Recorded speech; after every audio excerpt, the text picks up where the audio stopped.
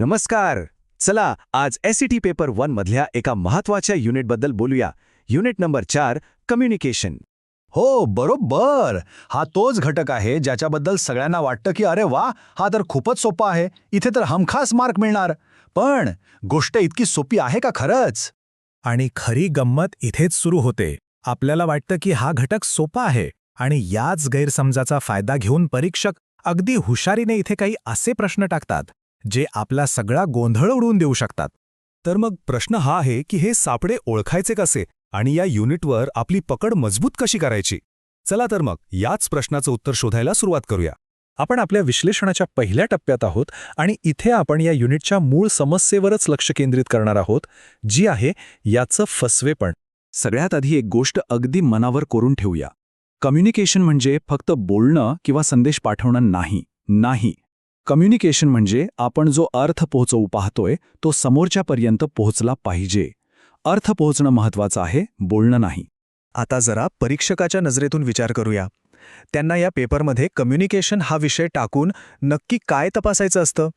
त्यांना हे बघायचंय की आपल्याला कम्युनिकेशनची पूर्ण प्रक्रिया समजली आहे का, शिक्षक आणि विद्यार्थी यांच्यात संवाद कसा घडतो याचं आकलन आहे का, आणि एखादा संदेश जास्त प्रभावी कसा बनतो याचं ज्ञान आहे का. थोडक्यात सांगायचं तर ही आपल्या एकूण शैक्षणिक संवाद कौशल्याचीच एक चाचणी आहे. चला आता या युनिटमधल्या काही महत्त्वाच्या संकल्पना आणि त्यात दडलेले सामान्य सापळे समजून घेऊया, जेणेकरून आपण प्रश्नांना सहज सामोरे जाऊ शकू. ही बघा कम्युनिकेशनची मूळ प्रक्रिया. यात 5 महत्त्वाचे भाग आहेत. एक असतो संदेश पाठवणारा म्हणजे सेंडर. तो एक संदेश म्हणजे मेसेज एका माध्यमातून म्हणजे चॅनलद्वारे पाठवतो. तो संदेश स्वीकारणाऱ्यापर्यंत म्हणजे रिसिव्हरपर्यंत पोहोचतो आणि मग येतो सगळ्यात महत्त्वाचा टप्पा, तो म्हणजे फीडबॅक म्हणजेच अभिप्राय. ही गोष्ट डोक्यात अगदी फिट करून ठेवा.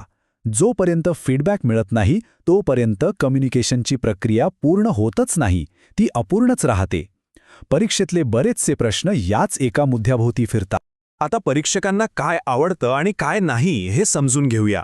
त्यांना एकमार्गी संवाद म्हणजे जिथे फक्त एक जण बोलतोय, जसं की फक्त लेक्चर देणं आणि समोरून काहीच फीडबॅक येत नाही, असं कम्युनिकेशन अजिबात आवडत नाही. या उलट त्यांना द्विमार्गी संवाद जास्त महत्त्वाचा वाटतो, जिथे चर्चा होते, संवाद होतो आणि विद्यार्थ्यांचा सहभाग असतो. आता या कम्युनिकेशन प्रक्रियेत एक अडथळा येऊ शकतो, ज्याला नॉईस असं म्हणतात. आता नॉईस म्हटलं की आपल्या डोक्यात फक्त आवाज किंवा गोंगाट येतो. पण थांबा, कम्युनिकेशनच्या भाषेत ह्याचा अर्थ खूप मोठा आहे.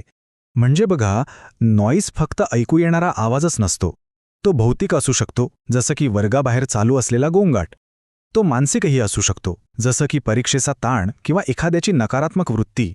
आणि तो भाषिकसुद्धा असू शकतो, म्हणजे एखाद्या शब्दाचा अर्थच नीट न समजणं. हा एक मोठा सापळा आहे जिथे खूप जण हमखास फसतात. ठीक आहे, तर आता आपल्याला मूलभूत संकल्पना कळल्या आहेत.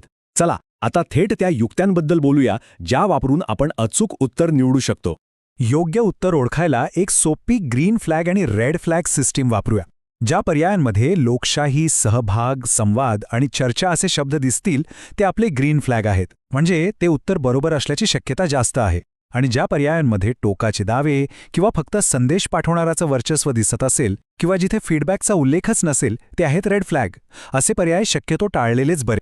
म्हणूनच एक महत्त्वाचा मुद्दा कायम लक्षात ठेवायचा, यशस्वी कम्युनिकेशन ही फक्त संदेश पाठवणाऱ्याची जबाबदारी नाहीये, तर ती संदेश पाठवणारा आणि स्वीकारणारा या दोघांचीही एक सामायिक जबाबदारी आहे.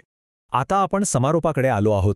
या विषयाचा अभ्यास करताना आपली विचार करण्याची पद्धत, आपली मानसिकता नेमकी कशी असायला हवी यावर लक्ष केंद्रित करूया. याचा अभ्यास करण्यासाठी काही ठोस उपाय आहेत. फक्त व्याख्यापाठ करत बसू नका, तर ती पूर्ण प्रक्रिया समजून घेण्यावर भर द्या. वर्गात काय घडत असेल याची कल्पना करा आणि प्रत्येक प्रश्न सोडवताना स्वतःला फक्त एकच प्रश्न विचारा, ठीक आहे, पण या परिस्थितीत अर्थ खरोखरच समोरच्यापर्यंत पोचतोय का? आणि हेच ह्या सगळ्या विश्लेषणाचं सार आहे. सेटमधला कम्युनिकेशनचा पेपर हा आपण किती चांगलं बोलतो याची परीक्षा नाही, तर आपण समोरच्या व्यक्तीमध्ये किती चांगली समज निर्माण करू शकतो याची परीक्षा आहे. आता जाता जाता एक महत्त्वाचा प्रश्न, आपण ज्या पद्धतीनं या विषयाचा अभ्यास करत आहोत ती पद्धत आपल्यामध्ये या विषयाबद्दलची खरीखुरी समज निर्माण करत आहे का, यावर नक्कीच विचार व्हायला हवा.